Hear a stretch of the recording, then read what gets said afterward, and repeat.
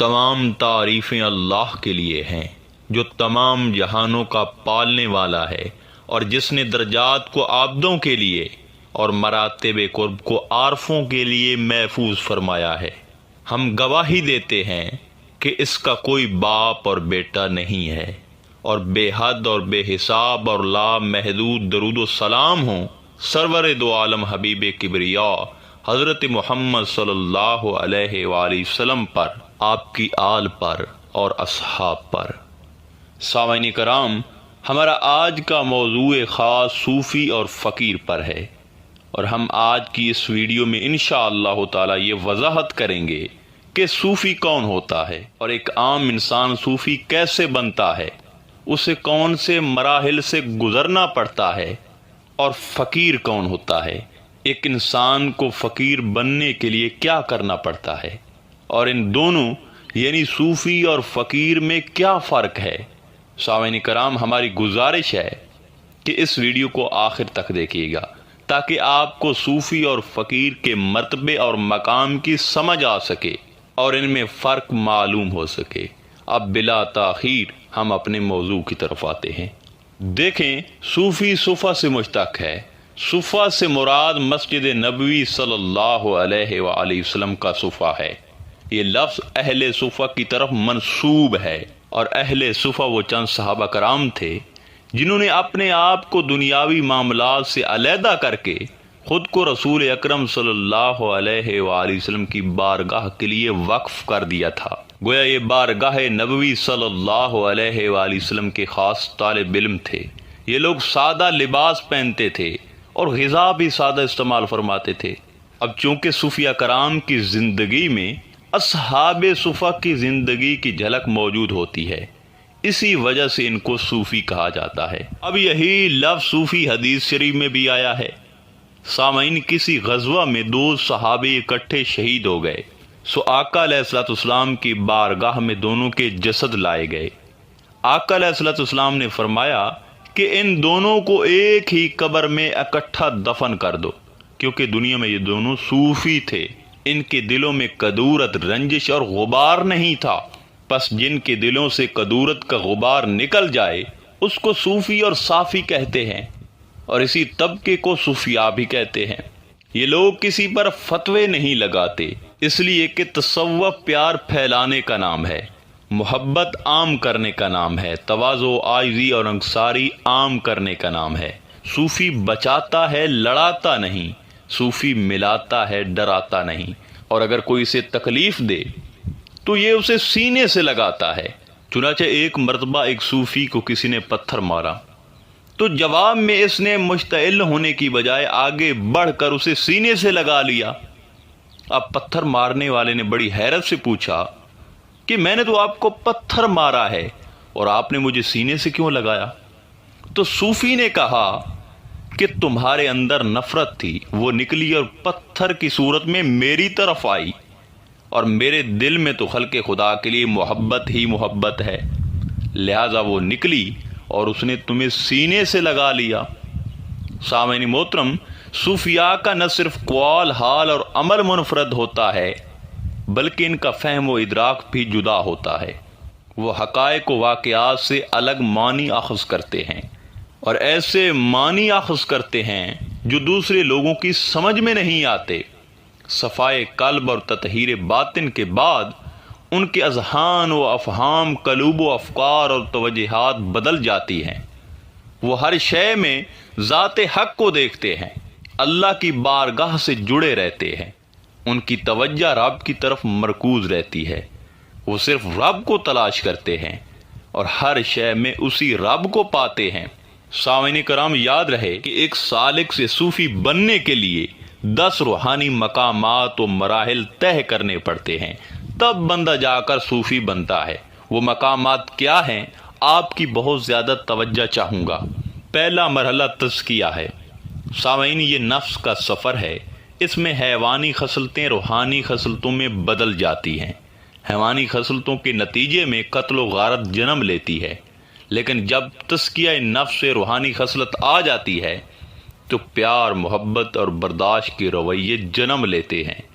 گویا سلوک و تصوف میں صوفی کے پہلے سفر کا آغاز بھی امن سے ہی ہوتا ہے، یعنی صوفی ایسے ہی خود سے محبت کا داعی نہیں بن جاتا، بلکہ جب وہ اس مرحلہ میں کامیابی حاصل کرتا ہے تو آٹومیٹک یہ چیز محبت اس کے وجود میں آ جاتی ہے۔ سامعین کرام، دوسرا مرحلہ تصفیہ ہے۔ تصفیہ دل کا سفر ہے۔ اس سفر میں دل صاف ہو جاتا ہے اور دنیا کے تمام افکار اور رنج و غم کے زنگار سے آزاد ہو جاتا ہے۔ تیسرا مرحلہ باطن کا سفر ہے، اس کو تخلیہ کہتے ہیں۔ تخلیہ میں بندہ اپنے باطن سے نہ صرف ہر غیر کو نکالتا ہے بلکہ ما سوی اللہ کی خواہش سے بھی دل کو پاک کر لیتا ہے، اور یہ خلوت ہے۔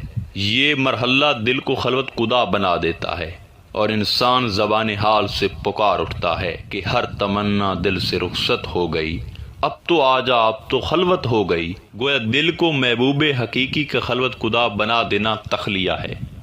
سامعین کرام، سلوک اور تصوف کی راہ میں صوفی کے سامنے چوتھا مرحلہ تحلیہ ہے۔ اس مرحلہ میں صوفی اپنے انسانی اوصاف سے نکل جاتا ہے اور ربانی اوصاف میں داخل ہو جاتا ہے، یعنی اس مرحلہ میں صوفی جو صفات رب کی دیکھتا ہے، اس کی اپنی وہ صفت ہٹتی جاتی ہے اور رب کی صفت کا رنگ اس پر چڑھتا جاتا ہے۔ اس کو تحلیہ کہتے ہیں۔ یہ حلیہ سے ہے، حلیہ زیور کو بھی کہتے ہیں۔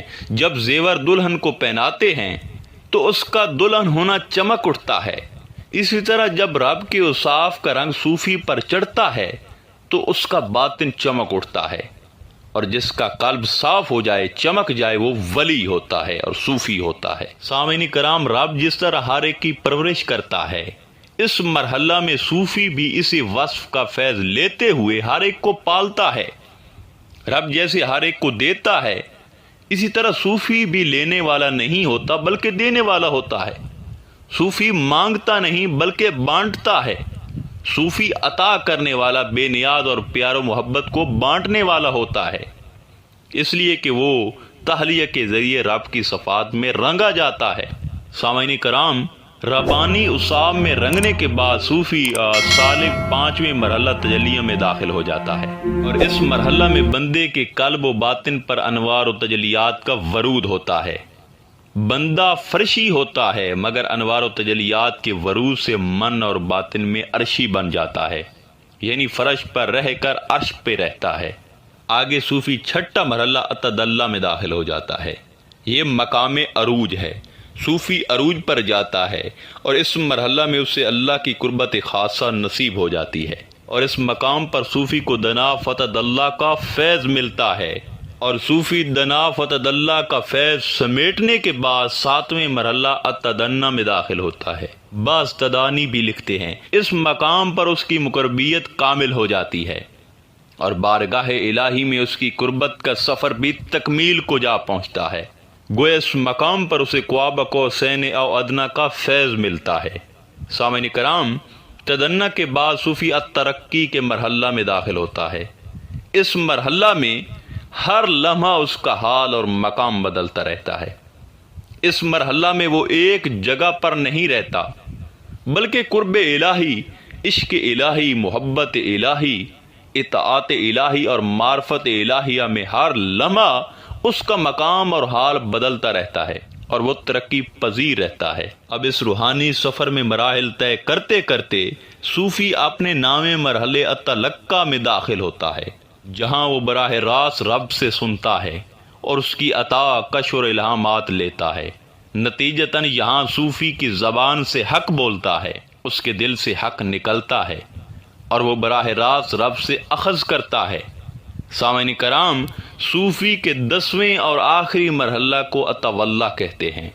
اس مرحلہ میں وہ رب کا متولی ہو جاتا ہے۔ رب اس کے ہاتھ بن جاتا ہے جس سے وہ پکڑتا ہے، رب اس کی زبان بن جاتا ہے جس سے وہ بولتا ہے، رب اس کی آنکھ بن جاتا ہے جس سے وہ دیکھتا ہے، اور رب اس کے کان بن جاتا ہے جس سے وہ سنتا ہے، رب اس کا دل بن جاتا ہے جس سے وہ چاہتا ہے۔ الغرض وہ مکمل طور پر رب کی نگرانی میں آ جاتا ہے۔ اب باتیں ہیں فقیر کی طرف۔ سامعین کرام، لفظ فقیر فقر سے آیا ہے۔ فقر کے لغوی معنی تو افلاس اور تنگ دستی کے ہیں، مگر باطنی اور روحانی دنیا میں فقر دونوں جہان کی بادشاہی کا نام ہے۔ حضور علیہ السلام کا ارشاد ہے، الفقر فقری والفقر منی، فقر میرا فخر ہے اور فقر مجھ سے ہے۔ سیدنا غوث الاعظم حضور شیخ عبد القادر جیلانی رضی اللہ تعالیٰ عنہ فرماتے ہیں کہ فقیر وہ نہیں جس کے پاس کچھ نہ ہو، بلکہ فقیر وہ ہے جو کن کہے اور فیکون ہو جائے۔ حضرت سخی سلطان باہو رضی اللہ تعالیٰ عنہ فرماتے ہیں کہ فقیر کامل اسے کہتے ہیں جو اللہ تعالیٰ کی نظر میں منظور ہو کر ہر وقت حضور علیہ السلام کی مجلس میں حاضر رہے اور دم بھر کے لیے بھی آپ صلی اللہ علیہ وآلہ وسلم کی مجلس سے غیر حاضر نہ رہے۔ ظاہر میں وہ عام لوگوں کی مجلس میں رہے، لیکن باطن میں ہمیشہ وہ حضور علیہ السلام کا ہم مجلس رہے۔ سامعین کرام، فقیر ایک ہی نعرہ پر اپنی حیات گزار دیتا ہے، ہوس ما سوائے اللہ ہوس۔ وہ اللہ اور اس کے رسول کے علاوہ ہر چیز خود پر حرام سمجھتا ہے، حتیٰ کہ مراتب و کرامات کی بھی نفی کر دیتا ہے، اور ایسی چیزیں خود پر حرام سمجھ کر انہیں شعبدہ بازی خیال کرتا ہے۔ حضرت سخی سلطان باہو رضی اللہ تعالیٰ عنہ فرماتے ہیں کہ فقیر وہ ہے جو طمع نہ کرے، اگر کوئی کچھ دے تو منع نہ کرے، اور اگر کچھ ملے تو جمع نہ کرے۔ فقیر کے لیے علم ملاقات اور دوسروں کے لیے علم کرامات ہے۔ فقیر کی نظر میں کرامات سے مراد مقام ناسوت ہے، جبکہ ملاقات مقام لاہوت ہے۔ وہ کرامت پر توجہ نہیں دیتا، ملاقات پہ توجہ رکھتا ہے۔ نز ملاقات سے مراد مقام ربوبیت پر پہنچ کر اللہ کی توحید اور وحدانیت میں غرق ہونا ہے، جو فنا فی اللہ بقا باللہ عارف باللہ فقیر کا شرف ہے۔ سامعین کرام، اگر کوئی کروڑوں اربوں کی تعداد میں نمازیں یا ذکر کرتا ہو، تہجد پڑھتا ہو، نیک و پارسا ہو، محبت والا ہو، حاجی ہو، مگر یہ غرق فی توحید نہیں، تو فقیر کی نظر میں یہ ہوس پرست ہے۔ دراصل فقیر بننے کے لیے حضور سلطان صاحب فرماتے ہیں کہ فقر کے 3 مراحل سے گزرنا پڑتا ہے، فنا فی اللہ، بقا باللہ اور فنا فی ہو۔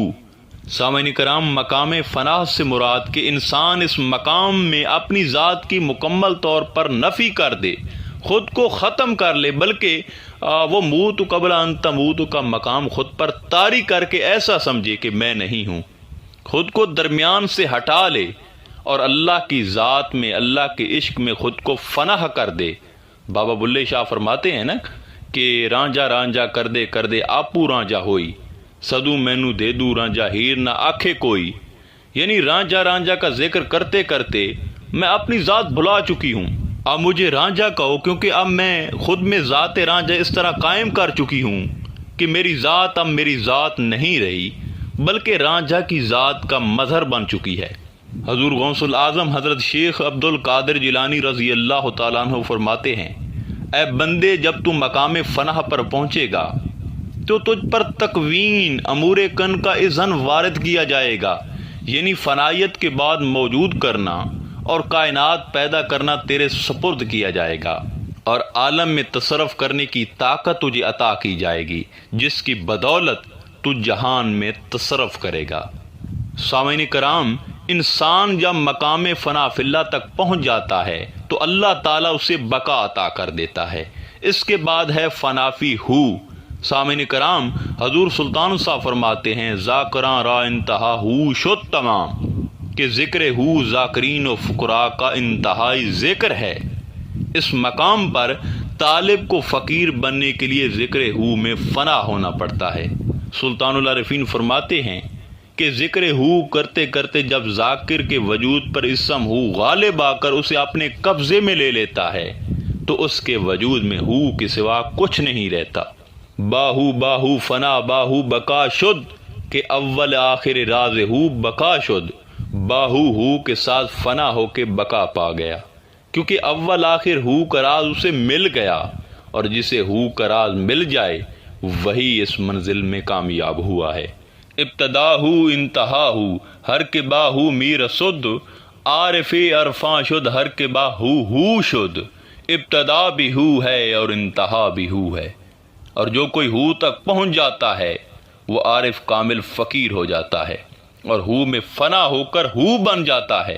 سامعین کرام، المختصر صوفی کی انتہا فقر و فقیر کی ابتدا ہے۔ صوفی و تصوف کی تعریف بہت سے صوفیاء نے کی ہے، جبکہ فقر کی حقیقت فقراء نے واضح کی ہے۔ صوفیاء کے نزدیک تصوف صفائے باطن اور قلبی اور روحانی پاکیزگی کا نام ہے، جس میں نفس کی آفات سے چھٹکارا پایا جاتا ہے، اور تصوف صفا یعنی تزکیہ اور مشاہدہ کا نام ہے۔ صوفی وہ ہے جس کا دل پاک اور اللہ سے معاملہ صاف ہوتا ہے، اور اسے اللہ کی بارگاہ سے انعام و اکرام حاصل ہوتا ہے، جبکہ فقیر وہ ہے جو زمین پر اللہ کا نائب اور خلیفہ ہے، جس کے وجود میں اللہ کے سوا کچھ نہیں ہے۔ فقراء کا درجہ صوفیاء کرام سے کئی گنا زیادہ ہے۔ فقر ہی اللہ تعالیٰ کی معرفت اور قرب اور دیدار الہی کی راہ ہے۔ فقر ذوق و شوق اور تسلیم و رضا کا نام ہے۔ فقر ہی وہ صراط مستقیم ہے جو بندے کو سیدھا اس کے رب سے ملاتا ہے۔ آخر میں دعا ہے کہ اللہ تعالی ہم سب کو راہ فقر